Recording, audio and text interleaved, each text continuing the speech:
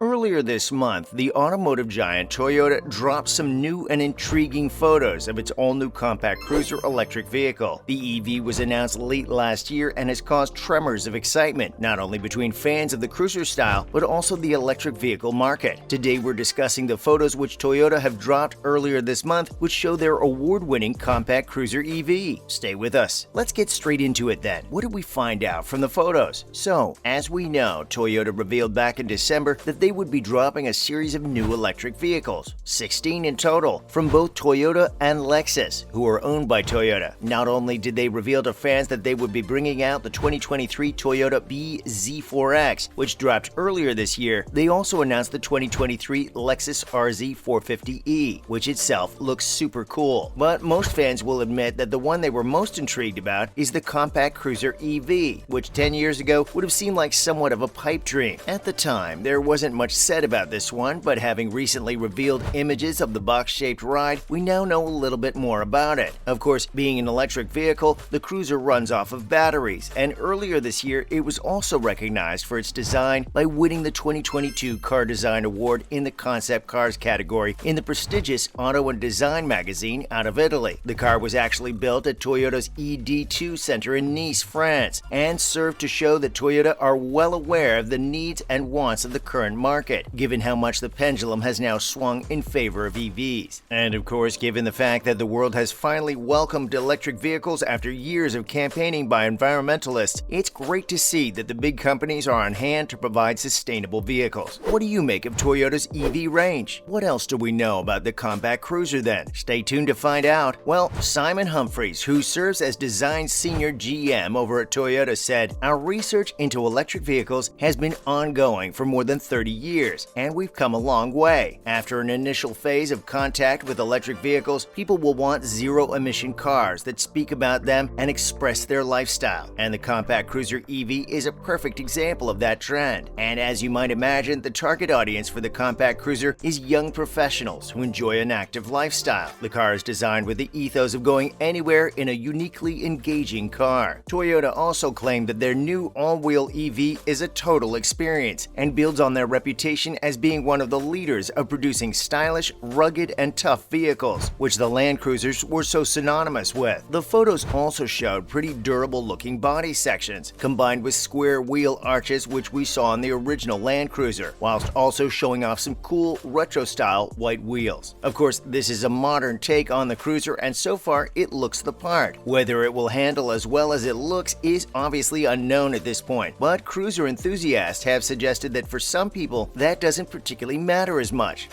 We're not so sure. What do you guys prefer? Handling or style? What other features does it have? Let's see. Well, as we mentioned, it's a very modern-looking cruiser and even features LED headlights, whilst also showing off a skid plate and front fascia. Some potential buyers will be glad the car comes in a range of different colors. However, as the prototype's baby blue with bright red is a little much. The promo video also shows yellow and gray color schemes, whilst another part shows a compact cruiser in army green and another in gray and red. The EV also features a C-pillar with mounted ladder, as well as branch deflector wires, auxiliary lights, and a roof rack. It is thought the vehicle will be capable of 215 horsepower, as well as featuring a 72 kilowatt per hour battery pack, which means owners should get around 250 miles from a single charge. As of right now, we're not sure when this one will launch, but the fact that Toyota have dropped photos suggests that it might not be too far off. Will you guys be putting your names down on the waiting list for this one? Let us know your thoughts below. Next up, some slightly worrying news. Stick around. In some pretty embarrassing and potentially fatal news, Toyota recently recalled around 2,700 vehicles, as they found there was a risk that their wheels could literally come off. I mean, what? The company had dropped one of their EVs back in May, but soon received reports that one of the most basic and fundamental parts of their car was at risk of completely coming off. Some have slammed the automotive giant for neglecting safety measures in favor of rushing through an electric vehicle in order to compete with other EV makers. But surely making sure the wheels stay on is one of the most basic parts of the constructor's manual, right? If the company cannot ensure safety, then other promises it has made in regard to bringing a whole range of EVs to market are literally pointless. Regarding the problem, Toyota said, after low mileage use, all of the hub bolts on the wheel can loosen to the point where the wheel can detach from the the vehicle. If a wheel detaches from the vehicle while driving, it could result in a loss of vehicle control, increasing the risk of a crash, which is extremely worrying. The firm have long opposed EVs, with company president Akio Toyota once saying there were many downsides to them. Yeah, the downside is when the wheels aren't fastened on properly, buddy. Terrifying. What did you guys make of this? And now, some good news for Ford in the EV market. Stay tuned. A recent report has suggested that within the next 3 years, Ford could slowly reel in and even overtake Elon Musk's Tesla when it comes to market share of EVs. It seems Elon might have his finger in a few too many pies, as it has been suggested that Tesla could be set for a decrease in the market by around 70%. Wow. This will all be music to the ears of other manufacturers, none more so than Ford, who have been projected to have about 15% market share by 2025. This comes with the production of cars such as the F-150 Lightning, and John Murphy, a senior auto analyst at Bank of America Merrill Lynch, has recently claimed that Tesla's dominance in the EV market is over, especially in the US. It's going to turn wildly in the opposite direction over the next 4 years. Of course, this is just one man's opinion, and we can't particularly see someone with an ego the size of Musk's just taking that forecast lying down. The report went on to suggest that by 2026, in just 4 years' time, 60% of new nameplates will be hybrids of EVs, which is of course good news for Mother Earth. Musk has been working more or less completely unopposed in the industry for the past decade or so, but as auto companies start to catch up, he won't have it all his own way going forward. Cool. Do any of you guys have an EV? Let us know what you're riding in below. And finally, the Australian government is set to introduce EV incentives. In a bid to increase sales of electric vehicles down under, Anthony Albanese's government have revealed plans to introduce new incentives to prompt people to buy greener cars, which could be set to include price subsidies. It is thought the discount could come in the form of tariff and tax exemptions, and not a straight payout when buying EVs. The Australian government has recently faced criticism for refusing to introduce a federal emissions standard. However, that would only punish the poor who cannot afford to upgrade to EVs. Before the election, it was promised that should an EV's price sit below the luxury car tax threshold, which is currently just below $85,000, it would be exempt from the 5% tariff, which the government has now followed through on, which is somewhat odd to see a government actually following through on an election promise. Am I right? The same vehicles will also be exempt from the 47% fringe benefits tax if they're work cars. And Minister for Climate Change and Energy Chris Bowen said recently that we promised to cut the tariffs and abolish fringe benefits tax on affordable EVs from July 1st of this year, and that's exactly what we will do. Of course, the Parliament doesn't sit until late July, and so we will ask the tax office to make the tax cut retrospective, in accordance with usual procedure. What do you Aussies make of this news? As usual, thanks for dropping in today, and remember to tune in again next time, when we will be reviewing loads more cool bits and pieces. And if you feel like doing us a solid by liking and sharing today's video, as well as subscribing, then that would of course be greatly appreciated. Bye guys!